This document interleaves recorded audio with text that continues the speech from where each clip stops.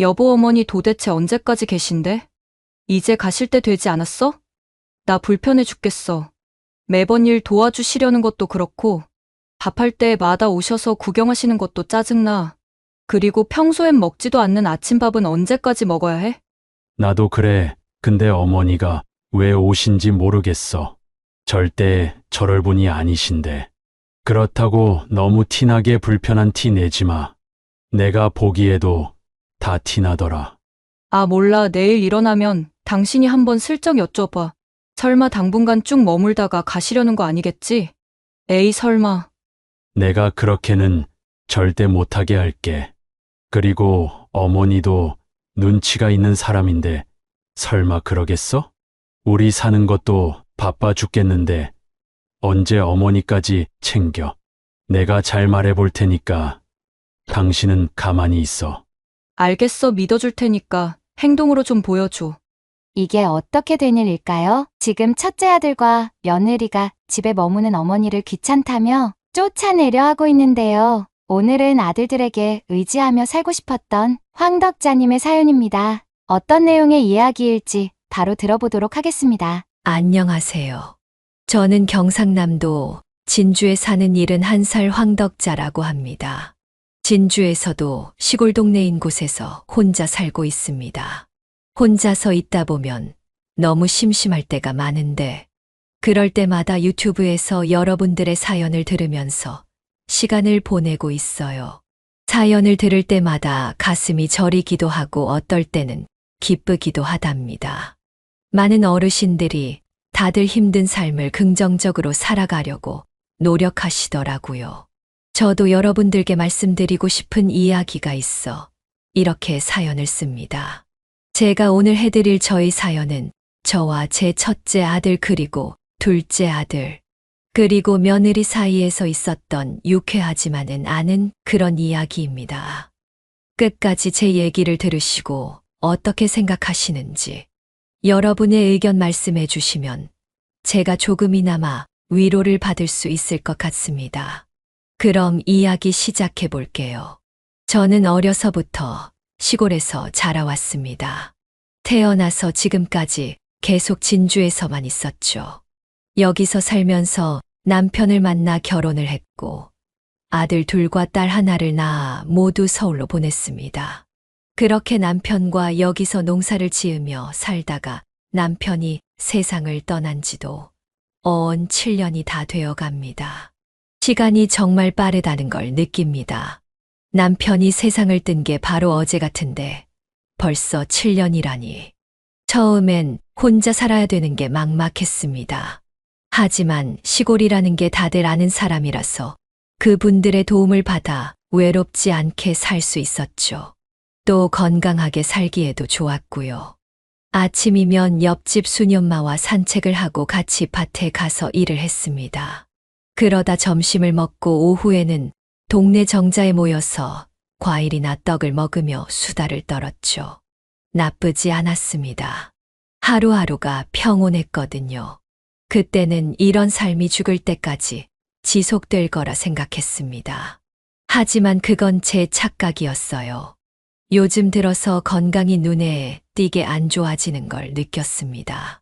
농사를 오래 짓다 보니 허리와 무릎이 안 좋았고 거기다 당뇨까지 찾아왔어요. 시내에 있는 병원에 가서 진료를 받았지만 의사는 나이가 들어 그런 거니 너무 염려치 말고 꾸준히 약을 챙겨 먹으라고만 말했어요. 하지만 점점 시간이 지날수록 약이 없으면 하루를 멀쩡하게 보내기 힘들 정도가 되었습니다. 병원을 가기 위해 버스를 타고 걷고 하는 것도 못할 지경이었으니까요. 어느 날은 정말 무섭더라고요. 이렇게 혼자 있다가 갑자기 졸도를 해버리면 어쩌나 하고요. 저를 지켜주는 사람이 없었습니다. 물론 이웃이 있었지만 제가 집에서 큰일이 나 버리면 아무리 옆집이라 하더라도 알 수 없을 테니까요. 그래서 저는 서울에 있는 큰 병원에 갈 겸 자식들을 보러 가기로 결심했어요. 아들들이 너무 보고 싶었거든요. 하지만 딸 아이는 미국에서 살고 있기 때문에 안 되고 첫째 아들과 둘째 아들네 집을 방문하기로 했습니다. 다음 날 아들들에게 줄 반찬을 가득 싸고 약을 가득 챙겨서 버스 정류장으로 향했습니다. 무거운 짐을 드니 두 배는 힘이 들더군요. 몸이 예전 같지 않으니 마음도 약해지는 것 같았습니다. 그럴 때마다 아들들의 모습을 떠올렸습니다. 저를 반갑게 맞이해 줄 아들들을 생각하니 그래도 힘이 났습니다. 제가 농사 지어서 대학교까지 졸업시킨 자랑스러운 자식들이었으니까요. 지금은 첫째, 둘째 모두 괜찮은 회사에 다니면서 결혼까지 했습니다. 저는 어쩌면 엄마로서의 역할은 모두 한 셈이었죠. 주변 이웃들의 자식들은 시골에서 농사를 짓거나 시내에서 장사를 했는데 제 두 아들은 모두 서울에 있으니 가끔은 자랑할 수 있어 좋았습니다. 좋은 점만 있는 건 아니었어요. 다른 사람들은 자식들을 자주 볼 수 있었지만 저는 기껏해야 명절에 2번 정도만 볼 수 있었거든요. 그래도 명절마다 꼬박꼬박 먼 길을 와주는 자식들에게 고마웠습니다. 그래서 이번엔 제가 가기로 한 거죠. 물론 전화는 미리 했습니다. 하지만 많은 걸 준비하지 말라고 했죠. 그건 제가 부담스러웠으니까요. 그렇게 버스 안에서 창밖을 바라보며 가다 보니 금방 서울에 도착했습니다. 서울은 밤에도 반짝반짝 하더군요. 그 빛이 꼭 가족들이 저를 보고 웃어주는 것처럼 보였습니다. 서울의 빛과 소음이 저를 들뜨게 했죠. 물론 불안하고 익숙하지 않았습니다. 그러나 조금 있으면 첫째 아들이 데리러 올 것이었죠. 하지만 30분을 기다려도 아무도 오지 않았습니다. 저는 불안한 마음에 아들에게 전화를 걸었죠. 만석아, 어디쯤이냐? 차가 많이 막히는 거야? 아, 어머니 죄송해요. 제가 어머니 오신다는 걸 깜빡했네요. 어떡하죠? 거기서 택시 타고 오세요. 제가 문자로 주소 보내드릴 테니 기사님한테 보여주면 될 거예요. 저는 그 말을 듣고 불길한 느낌을 받았습니다. 어떻게 제가 온다는 걸 깜빡할 수가 있는지요. 아들의 말투에서도 반가워하는 느낌보다는 귀찮아하는 느낌이 강했죠. 서울에 잘 살고 있는 아들에게 의지 좀 해도 되지 않을까 생각하며 올라왔는데 왠지 잘못 생각한 느낌이 들어 불안했습니다. 그렇게 저는 택시를 잡아 아들이 보내준 주소로 갔죠.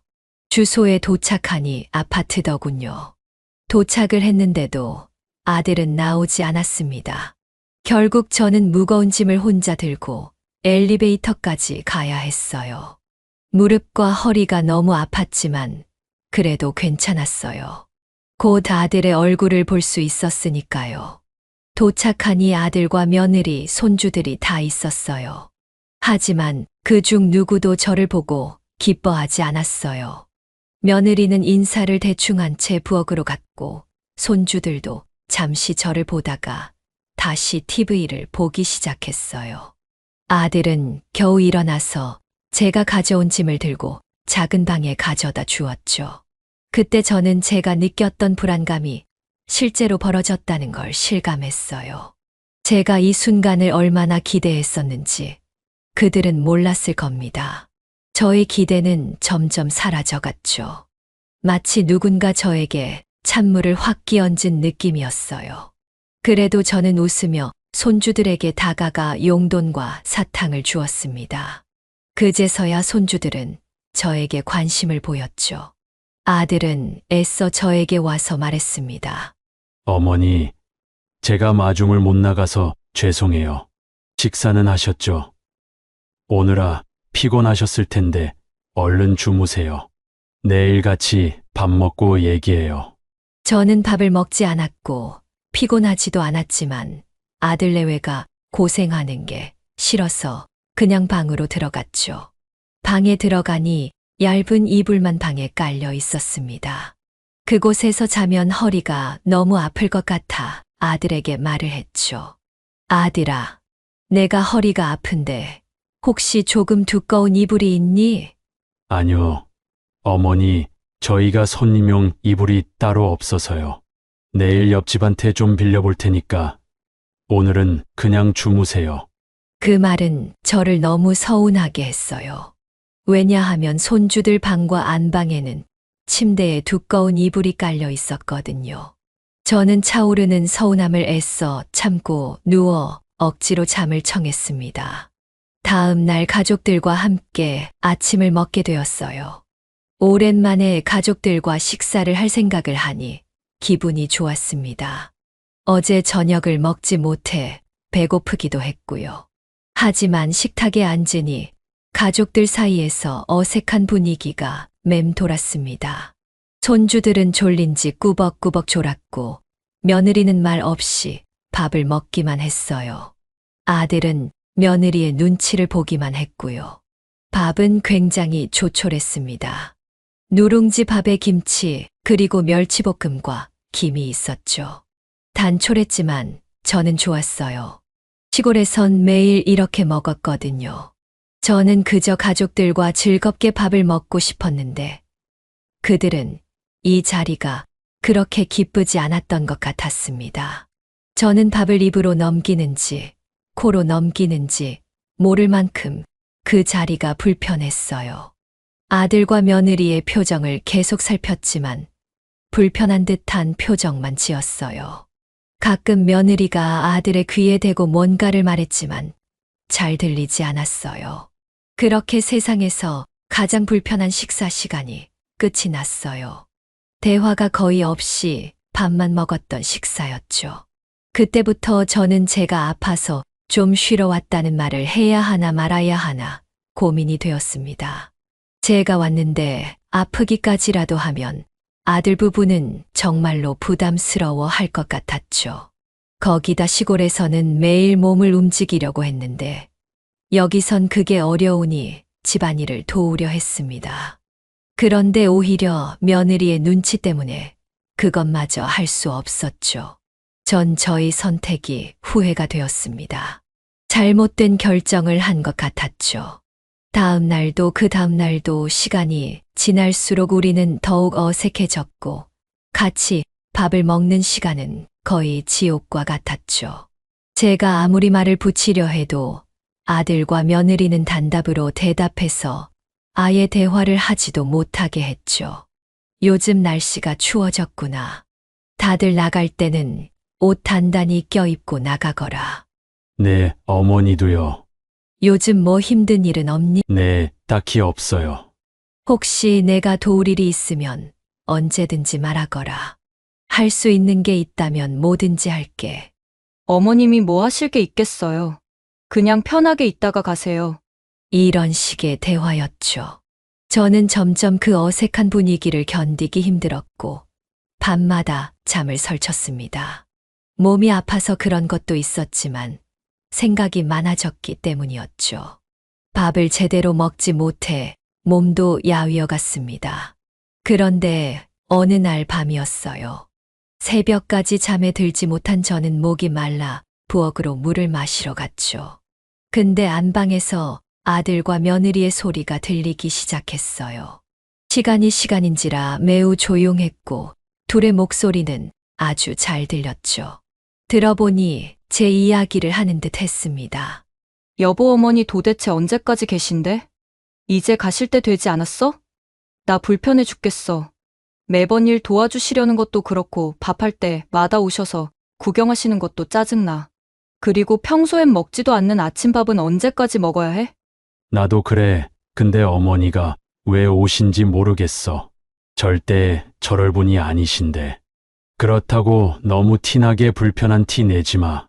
내가 보기에도 다 티나더라. 아 몰라 내일 일어나면 당신이 한번 슬쩍 여쭤봐. 설마 당분간 쭉 머물다가 가시려는 거 아니겠지? 에이 설마. 내가 그렇게는 절대 못하게 할게.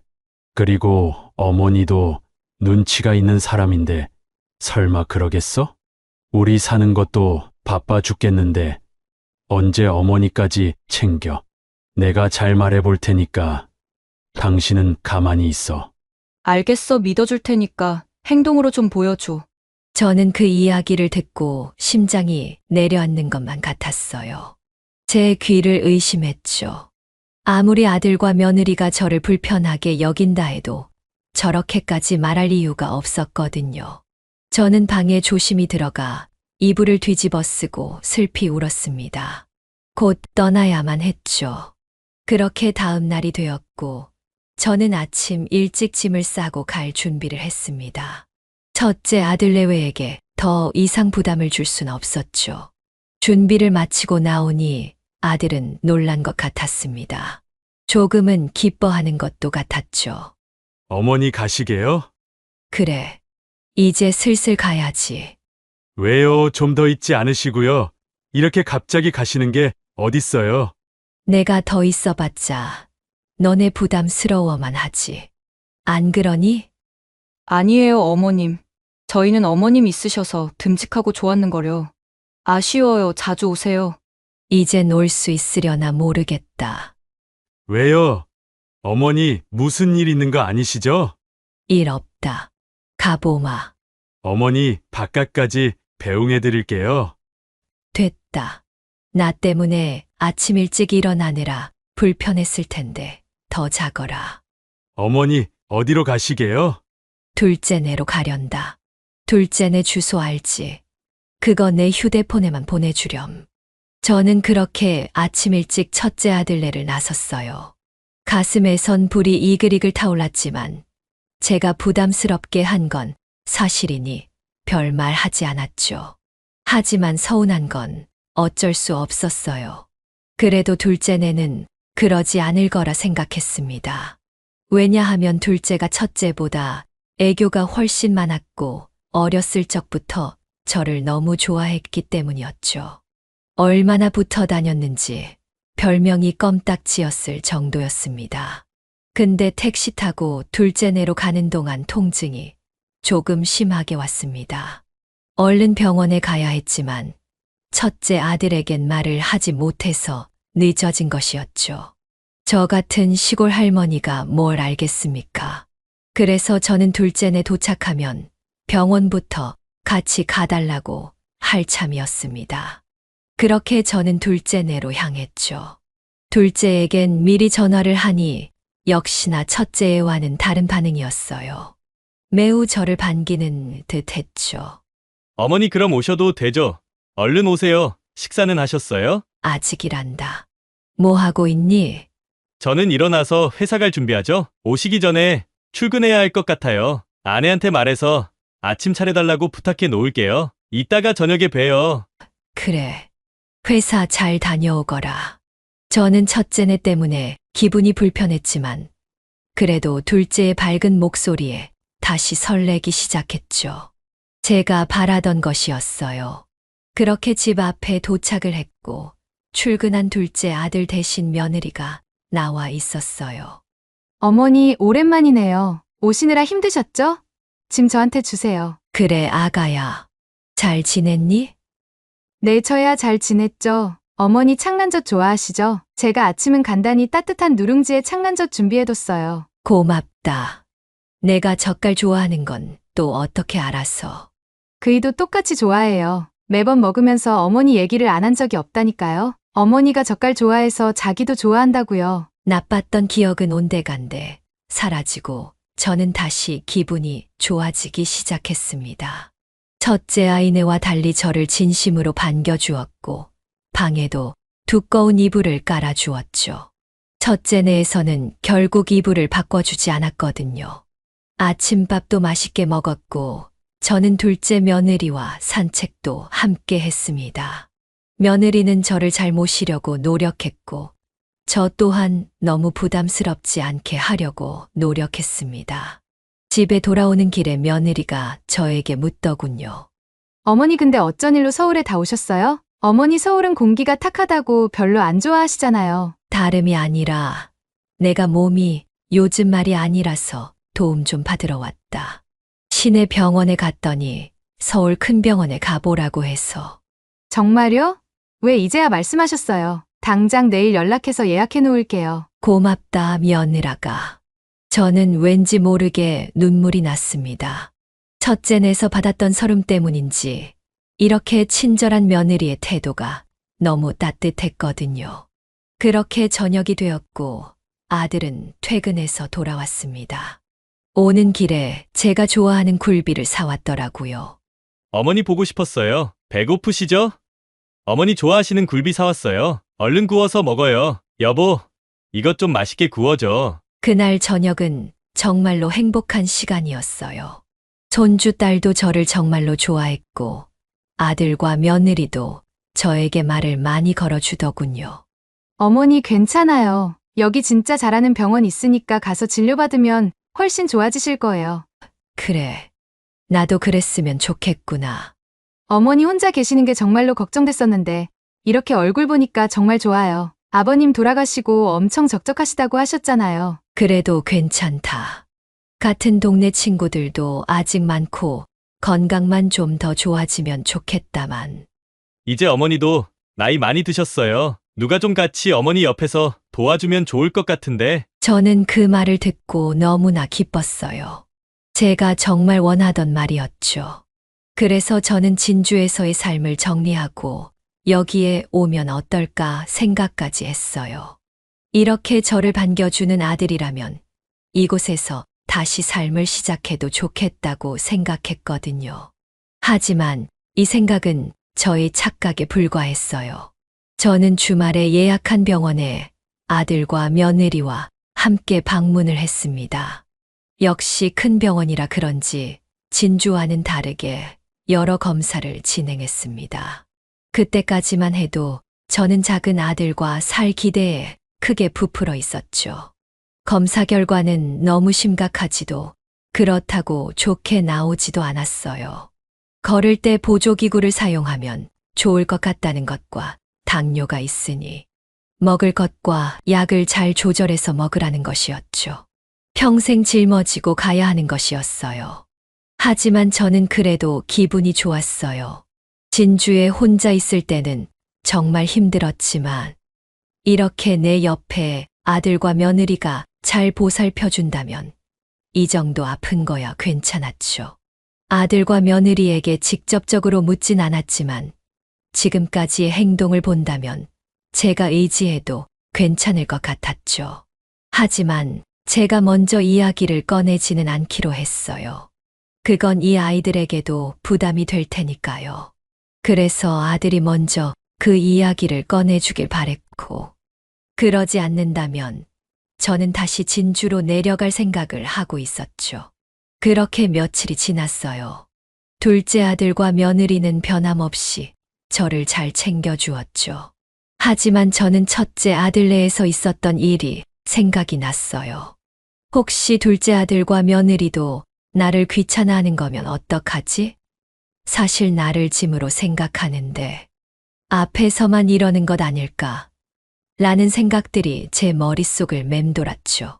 그래서 저는 아들과 며느리에게 물었어요.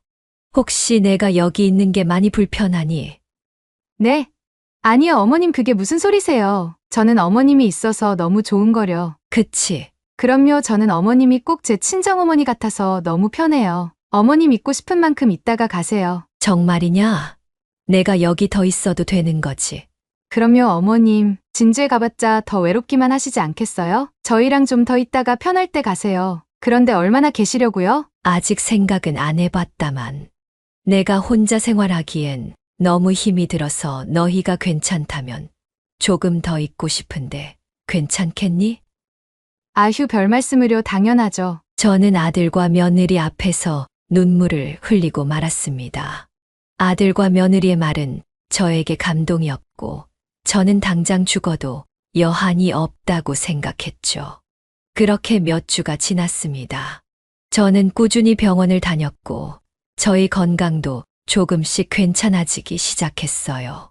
재활훈련도 했고 치료도 꾸준히 받았거든요. 제가 가지고 있는 병은 제가 어떻게 관리를 하냐에 따라 달라지는 거였어요. 그래서 저는 제 몸을 어떻게 관리하는지 이전보다 더 알게 되었어요. 안 하던 운동도 하기 시작했고 먹는 것도 잘 조절하기 시작했죠. 이 모든 건 며느리와 아들이 도와주었어요. 저에겐 정말 든든한 지원군이었죠. 야위었던 몸은 점점 다시 정상으로 돌아왔고 컨디션도 이전보다 많이 좋아졌습니다. 몸이 정상적으로 돌아와서 혼자 생활해도 괜찮을 정도가 되었습니다만 둘째 내에서의 생활이 너무 좋아서 진주로 돌아가고 싶지 않았죠. 아이들도 저에게 눈치를 전혀 주지 않았고요. 하지만 저는 며칠 뒤 끔찍한 이야기를 듣고야 말았습니다. 첫째 내에서 받았던 충격보다 훨씬 더 충격적인 이야기였죠. 그날은 아들은 출근해서 집에 없었고 며느리는 손주를 데려다 주느라 집을 비워 제가 혼자 있는 날이었죠. 목욕을 하고 로션을 바르려고 하는데 제가 가져온 로션이 다 떨어져서 안방에 있는 로션을 쓰기 위해 들어갔어요. 근데 며느리의 화장대 옆에 무슨 종이가 꽂혀져 있는 게 아니겠어요? 대수롭지 않게 넘기려고 했는데 그 종이에 적혀져 있는 글씨가 제 눈에 딱 들어왔습니다. 바로 요양원이라는 글자였죠. 저는 화들짝 놀라 그 종이를 펼쳤습니다. 그 종이는 요양원 팜플렛이었죠. 저는 순간 수만 가지 생각이 들었습니다. 이게 왜 여기에 있는 것인지, 나와 관련된 것인지 등 어떻게 받아들여야 할지 모르겠더군요. 일단 저는 그 유인물을 제자리에 두고 방을 나섰어요. 저는 나와서 저를 다독였습니다. 제가 오해한 것일 거라고 생각했죠. 저 요양원 팜플렛이 왜 저기 있는지 이유는 모르겠지만 분명 저 때문에 있는 건 아니라고 생각했습니다. 둘째 아이 부부가 저를 요양원에 보낼 거라고는 생각하지 못했으니까요. 저를 요양원에 보내서 그들에게 무슨 이득이 있을까요? 혹여나 알아봤다고 해도 저를 위해 알아봤을 거라고 생각했어요. 하지만 이 생각은 저의 크나큰 오산이었습니다. 저는 둘째 아이 부부를 의심하기는 싫었지만 생각이 머리에서 지워지지 않았고 이 오해를 어떻게든 풀어야겠다고 생각했어요. 그래서 자식이 오면 물어봐야겠다고 생각했습니다. 하지만 아들은 야근을 해서 집에 늦게 들어왔고 저는 자식을 기다리다 잠에 들어버렸습니다. 약이 생각보다 강해서 잠이 잘 왔거든요. 근데 새벽 중간에 깨버리고 말았어요. 소변이 마려워서였죠. 그래서 화장실에 가려고 방에서 나왔습니다. 아이들이 깰까봐 조심스레 발을 옮기는데 둘째 아들과 며느리가 속닥거리는 소리가 들렸습니다. 저는 혹시나 제 이야기를 하는 건가 해서 가까이 다가갔죠. 역시나 둘은 제 이야기를 하고 있었습니다. TV를 켜놓고 이야기를 해서 소리가 잘 들리진 않았지만 그래도 이야기는 알아들을 수 있었죠. 여보, 알아본 건 어떻게 됐어? 가격도 괜찮고 시설도 나쁘지 않아. 아마 내가 어머니 잘 설득하면 가실 수도 있을 것 같아. 가실 수도 있어가 아니라 무조건 가셔야지. 거기 가면 밥도 주고 일도 해주고 병수발도 다 해주는데 무조건 가시는 게 맞지. 요즘 힘들지? 우리 어머니 보살펴 주느라고. 그래도 참아야지. 나중을 위해서라도. 저는 그 이야기를 듣고 무슨 말을 하는지 의아했습니다. 하지만 곧 두 아이의 진심이 나오더군요. 아참 여보, 어머니 땅값 지금 많이 올랐다고 했지?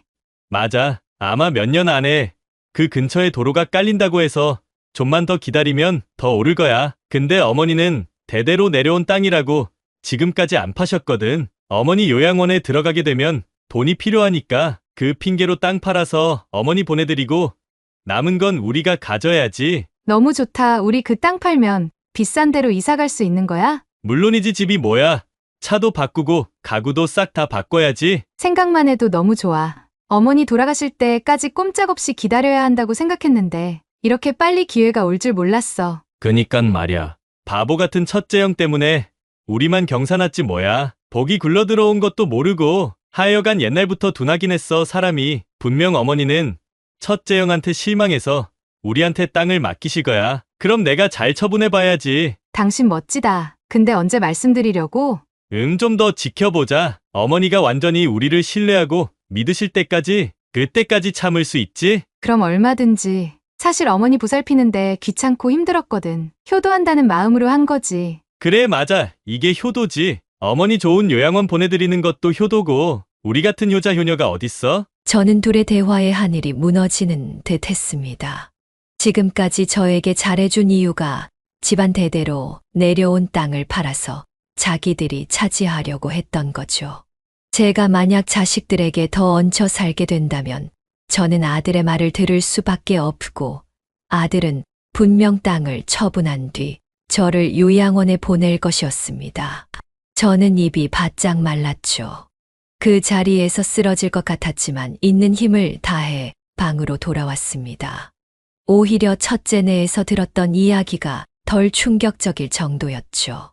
사실 저는 대대로 내려온 땅에 대한 의지는 없었죠.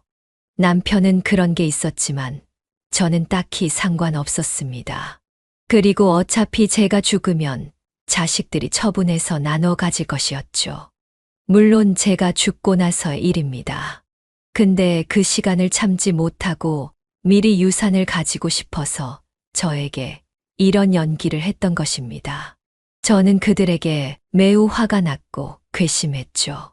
왜 제가 이런 취급을 받아야 하는지 몰랐습니다. 저는 그저 그들에게 돈에 불과했죠. 둘째 아들과 며느리는 저를 가족으로 생각하지 않았고 그냥 짐처럼 여긴다는 생각이 저를 끝없이 외롭게 만들었어요. 당장 진주로 돌아가고 싶었죠. 저는 누워서 가슴이 먹먹해진 채 밤을 새웠습니다. 그날 밤은 밤새 뒤척이며 잠을 이루지 못했어요. 그 대화를 들은 이후로 하루하루가 무겁게 느껴졌습니다. 마음 편할 날이 없었죠. 그들 사이에서 느껴지는 미묘한 감정이 이제 느껴지기 시작했습니다. 그들의 미소가 가증스럽게 보였고 그들이 말하는 달콤한 말에서 악취가 났습니다. 저는 어떻게 할 건지 결정하기 전까지는 티를 내지 않으려고 했지만 어쩔 수 없이 티가 나더군요. 이렇게 연기하는 게 어려운데 그 둘은 어찌 그렇게 자연스럽게 하는지. 한편으로는 대단했습니다.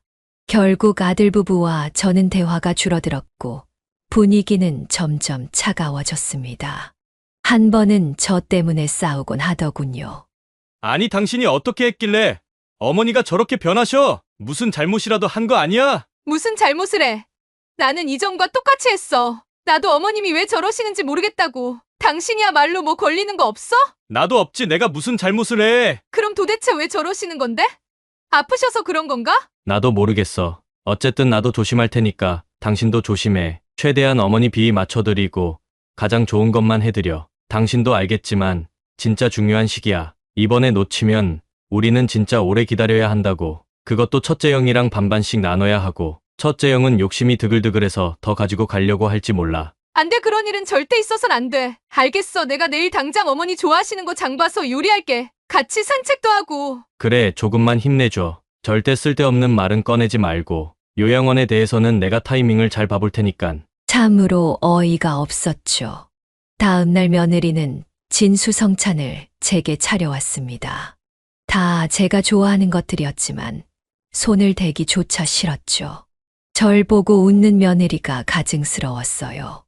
어머니 좋아하시는 것들로 차려봤어요. 요즘 당뇨라 많이 못 드실 텐데 맛이라도 조금씩 보세요. 드시고 저랑 같이 산책 다녀와요. 여기 앞에 이쁜 꽃을 심어 놓았더라고요. 며느리는 세상 친절한 말들을 저에게 건네주었지만 제게는 사기꾼의 달콤한 말처럼 밖에 들리지 않더군요. 저는 그냥 밥에다가 물을 말아 김치랑 먹었습니다. 그 모습을 본 며느리의 표정은 조금씩 굳어져 가더군요. 그렇게 산책을 할 때도 며느리는 계속해서 말을 걸었습니다. 어머니 예전보다 더 잘 걸으시는 것 같으신데요. 수술이 잘 되었나 봐요. 저는 어떤 말을 어떻게 해야 할지 몰라 억지로 웃기만 했죠. 저의 마음은 천근만근이었습니다. 이전보다 더 외롭고 고독했고 제 존재에 대해 점점 더 무의미하게 느껴졌어요. 며느리와 아들이 저를 요양원에 보내자는 말을 꺼낸 그날부터 제 머릿속은 나쁜 생각으로만 가득 차 있었죠. 그 생각을 지워버리려 해도 쉽지가 않았습니다. 저는 이곳에서 황금알을 낳는 거위나 다름없었죠. 저는 제 자존심의 상처를 입었고 그 상처는 날이 갈수록 깊어져만 갔습니다. 한편은 이런 생각도 해보았어요. 그들이 원하는 대로 요양원에 가면 어떨까 하고요. 하지만 버려진다는 생각이 강하게 들면서 가슴이 아파 견딜 수가 없었어요. 결국 저는 이 집에서 더 이상 지낼 수 없다는 생각을 했고 집으로 돌아가자는 결심을 했습니다. 밤이 깊어지고 저는 마지막으로 스스로에게 물었습니다. 그저 그들이 원하는 대로 말을 들어주고 억지로라도 보살핌을 받을 것인지 힘들겠지만 집으로 돌아가 나만의 인생을 살아야 하는 것인지 말이죠. 어쩌면 그들의 말대로 요양원에 가는 게 편할지도 몰랐지만 제 자존심이 그걸 허락하지 않았습니다. 제가 이곳에 필요 없고 그들에게 필요한 건 오직 돈이었다면 저는 더 이상 머무를 이유가 없었죠. 저는 홀로 살 용기를 가지고자 했습니다. 지금껏 그래왔던 것처럼 자신을 포기하지 않고 혼자서 남은 인생을 제 방식대로 살아가자고 생각했어요. 그래, 다시 진주로 돌아가자. 그리고는 새롭게 내 인생을 사는 거야. 이렇게 생각하니 마음이 한껏 가벼워지더군요. 비가 온 뒤 땅이 굳어진다고 이제는 누군가에게 기대지 않고 내 힘으로 살아가야겠다는 의지를 가지게 된 것 같아 마음이 더 단단해진 것 같았어요. 그날 밤 저는 조용하게 짐을 챙겼어요. 반찬통은 여기다 두고 가도 괜찮으니 몇 벌의 옷과 세면도구만 챙기면 됐죠. 짐을 다 싸고 나니 짐이 생각보다 가볍더군요. 아들과 며느리는 깊이 잠들어 있는 것 같았어요. 저는 그들이 깨기 전에 집으로 가기로 했습니다. 저는 조심히 문을 열고 신발을 신은 뒤 조용하게 문을 닫았어요. 첩보 영화를 찍는 것처럼요. 그리고 복도를 걸어 나왔어요. 복도는 매우 어두웠고 조용했습니다. 제 발소리가 울려 퍼졌어요. 저는 아파트를 나와 택시를 불러서 버스 터미널로 향했습니다. 밤이 늦었지만 역시나 서울은 불빛으로 가득했어요. 처음 서울에 도착했을 때는 설레임의 불빛으로 보였다면 가는 길엔 우울함의 불빛으로 보였죠. 하지만 저는 마음을 다시 다잡았어요. 이미 저지른 일이니까요. 그렇게 생각하니 홀가분하더군요. 이제는 아무에게도 의지하지 않고 제 자신의 힘으로 삶을 개척해 가고자 했으니까요. 그렇게 저는 심야 버스표를 끊고 다시 진주로 돌아가는 버스를 탔습니다. 다시 집에 가는 길엔 매우 고독했어요. 불안하기도 했지만 저의 선택이 저를 더 올바르고 강한 길로 인도할 것이라 믿었죠. 진주에 도착해서 버스에서 내리자 저는 차가운 공기를 있는 힘껏 들이마셨어요. 서울과 달리 깨끗한 공기였죠. 더럽혀진 제가 정화되는 느낌이었어요. 마치 저를 반겨주는 듯한 느낌도 들었고요. 거기서 다시 택시를 타고 집으로 돌아왔습니다. 집은 역시 적막하고 고요하더군요. 제가 집에 왔을 때 깨달았던 건 집을 오래 비워놨음에도 굉장히 깔끔하다는 거였어요. 저는 이웃에 사는 친구들이 제가 없을 때 집 청소를 해줬다는 걸 알았죠. 그걸 아니 마음이 뭉클해 눈물이 흐르더군요. 이게 정말 내가 원했던 거라고 생각했어요. 저는 깨끗이 목욕을 하고 툇마루에 앉아 풍경을 바라보았습니다. 굉장히 편안한 마음이 들었어요. 이제는 누구의 눈치도 보지 않아도 되고 의심도 하지 않아도 된다는 것이요. 눈앞에 펼쳐진 논의 풍경은 이전과 다르게 아름답게 보였고 들리는 벌레 소리는 마치 노랫소리 같았죠. 진주의 모든 것이 저를 위로해 주는 듯 했어요. 그렇게 저는 편안한 마음으로 잠에 들었습니다. 저는 일어나 밀렸던 빨래와 아침밥을 했습니다. 몇 달이나 안 했다고 어색한 느낌이 들더군요. 하지만 제가 한 따뜻한 밥을 먹으니 속이 따뜻해졌어요. 깨끗해진 빨래를 빨랫줄에 널면서도 기분이 상쾌해지더군요. 오래전부터 있었던 장롱의 향기도 굉장히 친숙했어요. 저는 이곳에서 다시 시작하기로 했습니다. 이렇게 혼자서도 잘 살 수 있을 거라는 자신감이 서서히 생겨났어요. 물론 주변 이웃의 도움이 필요할 때가 있겠지만 내 인생은 결국 내가 책임져야 한다는 결심이 굳어졌습니다. 그렇게 도착한 다음 날 아들에게 전화가 왔습니다. 하지만 저는 받지 않았죠. 나중에 확인하니 부재중 전화가 10통이나 와 있었습니다. 저는 괜찮으니 연락하지 말라는 문자만 띡 남기고 더 이상 휴대폰을 쳐다보지 않았죠. 통쾌한 기분이 들었어요. 아마 아들과 며느리는 지금쯤 굉장히 당황해하고 있을 터였어요. 자신들의 계획이 틀어졌으니까요. 저는 아들과 며느리가 다투는 모습을 상상하며 짓궂지만 웃음이 나왔어요. 그렇게 저는 저만의 일상을 다시 시작하게 되었죠. 하지만 몸이 조금 불편해서 저를 가끔 와서 돌봐줄 사람을 구했어요. 동남아에서 온 처자였는데 한국말은 조금 서툴지만 저를 지극정성으로 잘 보살펴 주었죠. 나이도 어려서 마치 제 손주들을 보는 듯한 느낌도 들었고요. 몸이 정말 아플 때 누군가가 옆에서 도와준다는 것이 이렇게 커다란 것인지 몰랐습니다.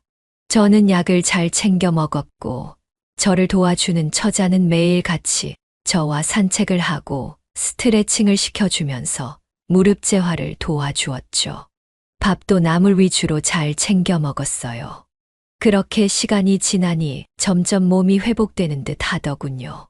조금씩 밭일도 할 수 있게 되었고 점점 더 멀리 산책을 갈 수 있었습니다. 저는 다시 이웃 친구들과 함께 일상을 지낼 수 있게 되었고 이전보다 더 사소한 것에 행복을 느낄 수 있었습니다. 갓 지은 밥의 온기, 다 마른 빨래의 상쾌한 향기, 논밭을 걸을 때 들리는 청량한 소리들, 이 모든 게 저에게 행복으로 다가왔어요. 그리고 가장 행복할 때는 농사를 지을 때였어요. 물론 몸이 아파서 많은 양을 하지는 못했지만요. 저는 이 넓은 논이 저에게 너무나 많다는 생각이 들었죠. 그래서 이 땅을 필요한 사람에게 팔고 그 돈으로 더 가치 있는 일을 하고 싶다는 생각이 들었어요. 저에겐 조그만 땅만 있으면 됐거든요. 땅을 팔아 어느 정도는 제 생활비와 노후를 위해 저축해 놓고 나머지 돈은 이 돈이 필요한 누군가에게 주려고 했어요. 물론 그건 제 아들과 며느리는 아니었죠. 그들은 지금의 돈으로도 충분해 보였어요. 돈을 더 가지고 싶은 건 그저 욕심이었죠. 그래서 저는 땅을 팔기 위해 아는 사람에게 부탁을 해놓았고 팔리는 동안 이 돈을 어디다가 쓸 것인지 고민을 하기 시작했어요. 그렇게 며칠이 지났을까요? 땅을 내놓았다는 소식을 어디선가 들었는지 둘째 아들과 며느리가 저를 보러 내려왔어요. 제가 논에서 일을 하고 돌아왔는데 저희 집 마당에 서 있더라고요. 아들은 보자마자 저에게 다가와 물었습니다. 어머니 땅 파신다는 게 사실이에요? 오자마자 그 소리냐? 그래, 네 말이 맞다. 나에겐 필요도 없는 땅 팔려고 한다. 그 땅 지금 팔아서 뭐 하시게요? 곧 우리 논 옆에 도로 깔린다는 뉴스 쫙 풀릴 텐데 그 이후에 팔아도 늦지 않아요. 지금 팔면 손해라고요. 알고 있다. 근데 나는 정말 논에서 농사를 지을 사람에게만 팔 거야. 그건 내가 확실하게 할 거고. 그리고 우리 논이 아니라 내 논이란다. 나와 네 아버지가 일군 땅이야. 아, 어쨌든요. 그 땅 판 돈으로 뭐 하시려고 하는데요? 그건 알아서 뭐 하게. 내 돈이니까 내가 알아서 쓰겠지. 어머니 도대체 우리한테 왜 그러시는 거예요? 제가 뭐 잘못이라도 했어요? 잘못을 했으면 말씀이라도 해주세요. 어머님 제가 잘 못 모셔서 그러시는 거라면 사과드릴게요. 제가 생각해보니 더 잘 모셨어야 했던 것 같아요. 부디 저희를 불효자로 만들지 말아주세요. 그 둘의 목소리는 다급했고 불안감이 섞여 있었습니다. 그 둘이 얼마나 제 돈을 원하는지 깨달았죠. 이 돈이 없으면 그들의 생활이 얼마나 불행해질지 생각하니 묘한 쾌감이 느껴지더군요. 하지만 저는 침착하게 대화를 이어갔습니다. 가족으로서의 최소한의 예의를 지키지 않았던 그들을 저는 더 이상 도울 수 없었어요. 말하지 않으려고 했는데 너희가 말해달라고 하니 말해주마.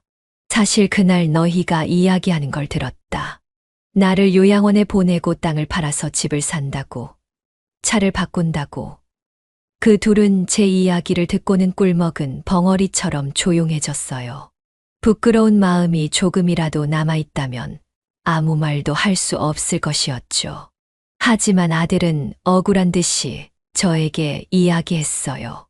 어머니, 사실이잖아요. 요양원에 가시면 친구들도 계시고 밥도 잘 챙겨주고 아프면 간병까지 해주는데 그게 뭐가 잘못된 거예요? 그리고 어차피 돌아가시면 물려주실 재산 미리 좀 받겠다는데 그게 그렇게 싫으세요? 맞아요. 어머님 거기 가면 지금 생활보다 훨씬 편하고 좋으실 거예요. 언제까지나 혼자 계실 순 없잖아요. 그러다 갑자기 쓰러지거나 하면 어쩌시려고 그래요. 그럼 니네가 나를 모시고 살면 되지 않니? 둘은 그 말에 아무 말도 하지 못했어요. 왜 말을 못하니? 그건 또 싫니?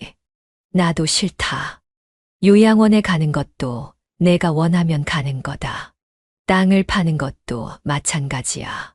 너희가 원한다고 내가 갈 수는 없는 거란다. 조금만 기다렸으면 너희가 이 모든 걸 가지고 갈 수 있었을지도 모르지. 하지만 이미 늦었다.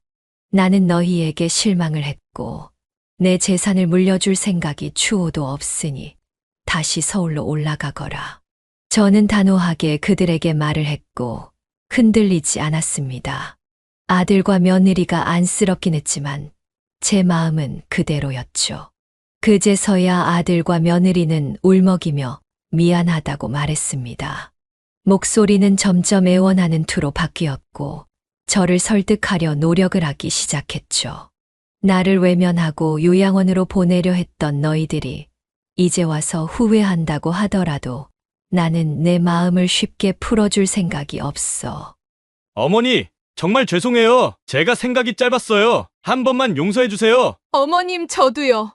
한 번만 더 기회를 주시면 다시는 그러지 않을게요. 그럴 생각조차 하지 않을 테니 제발요. 저는 아들과 며느리에게 당분간 저를 찾지 말라고 한 뒤 그들을 지나쳐 집 안으로 들어가 문을 잠갔죠. 문 밖으로 그들의 화난 목소리가 들리더군요. 저는 그제야 그동안 제가 받았던 상처를 갚은 듯 했습니다. 이것이 저희 작은 복수였죠. 저는 그들이 가고 나서야 집 밖으로 나왔고 밤하늘에 펼쳐진 별들을 보았습니다. 밖은 추웠지만 공기가 맑았습니다. 이제 남은 생은 저 스스로 책임져야 한다는 결심이 확고해졌죠. 가족들에게 다시는 기대지 않겠다는 마음도 생겼습니다. 그들과의 관계를 끊고 홀로 서는 것을 결심한 제 자신이 기특하고 자랑스러웠어요. 가족뿐만이 아니라 이제 누구의 도움도 누구의 간섭도 필요 없다는 것을 확실히 느꼈죠. 저는 그 이후로도 이웃 친구들과 저를 도우러 와주는 동남아 처자의 도움을 받으며 차분하게 그리고 착실하게 일상을 살아갔습니다. 혼자 있는 시간이 많았지만 오히려 명상을 하고 노래를 들으면 제 마음을 정리하는데 도움이 되더군요. 아침마다 당뇨에 좋은 음식들을 꼬박꼬박 챙겨 먹고 약도 꾸준히 먹었습니다. 산책과 스트레칭도 열심히 해주고 날씨가 좋은 날엔 동남아 처자랑 가까운 저수지로 소풍을 가기도 했습니다. 저는 동남아 처자에게 그녀의 나라 이야기도 듣고 문화도 들었습니다. 그녀는 돈을 모아 꼬박꼬박 나라에 계신 어머니에게 보내는 사람이었죠. 저는 그녀의 말을 듣고는 너무나 감동을 받았습니다. 그녀의 어머니도 아프시다고 하더군요. 저는 그 말을 듣고는 깨달았습니다. 내가 도움을 줘야 하는 사람이 여기 있구나 하고요. 이 사람은 그럴 자격이 분명히 있었습니다. 그래서 저는 땅이 팔린 뒤 재산을 정리했습니다. 3분의 1 정도는 저를 위해 남겨두었고 나머지 3분의 1은 동남아 처자에게 주었죠. 물론 그 아이는 받으려고 하지 않았습니다. 받을 수 없다고 했죠. 하지만 저의 간곡한 부탁으로 결국 받아주었습니다. 조건은 있었습니다. 가능한 시간이 괜찮은 대로 저와 더 있어달라는 부탁이었죠.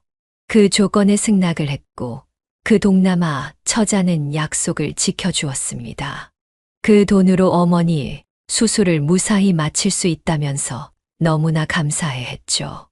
이 처자는 다음에 한번 베트남에 같이 가자고 했습니다. 어머니가 저를 꼭 뵙고 싶다고 하셨다고 하네요. 그래서 이번 겨울에는 이 처자와 베트남에 갈 생각입니다. 두렵지만 설레기도 해요. 그리고 남은 3분의 1은 아들과 며느리를 위해 남겨두었습니다. 비록 말은 그렇게 했지만 아들과 며느리를 싫어하는 건 아니었거든요. 실망하고 미웠지만 그래도 저희 자식들이기 때문이었어요. 그들도 그들의 삶을 사는데 힘들었을 테니까요. 이제는 용서해 줄 시간이었습니다. 언젠가 아들과 며느리도 자신들의 잘못을 진정으로 깨닫고 저에게 화해를 요청할 때가 올 것이기 때문이었습니다. 저는 이제 제 스스로 삶을 책임지며 하루하루를 살아가고 있습니다. 일상에서의 행복과 소중함을 느끼며 평온한 삶을 살고 있죠. 가족들이 그리워질 때도 있고 그들이 준 상처가 시릴 때가 있지만 이 상처를 딛고 일어서는 법을 저는 터득했기에 괜찮았습니다. 더 이상 그들 때문에 마음 아파하고 싶지 않거든요. 대신 저 자신을 위한 삶을 살아가고 있습니다.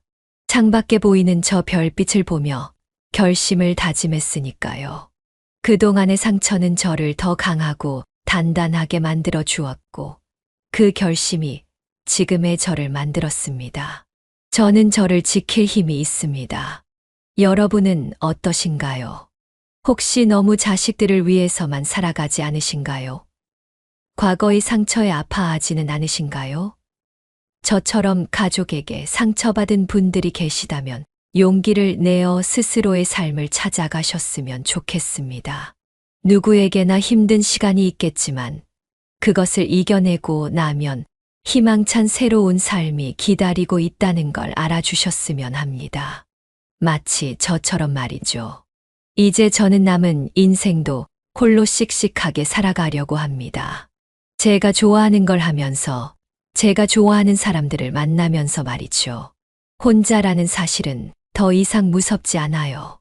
그리고 여러분은 혼자가 아닙니다. 여러분을 사랑해주는 사람들을 만나세요. 여러분 안에는 이미 홀로 인생을 살아갈 수 있는 힘이 있답니다. 세상은 넓고 시간은 별로 없습니다. 우리 모두 힘내서 짧은 인생 행복하게 사셨으면 좋겠네요. 지금 이 순간 행복을 느끼시면서 나의 힘을 믿고 앞으로 힘차게 나아가시길 바랄게요. 제 이야기는 여기까지입니다. 지금까지 들어주셔서 감사합니다. 네, 오늘 이야기는 어떠셨나요?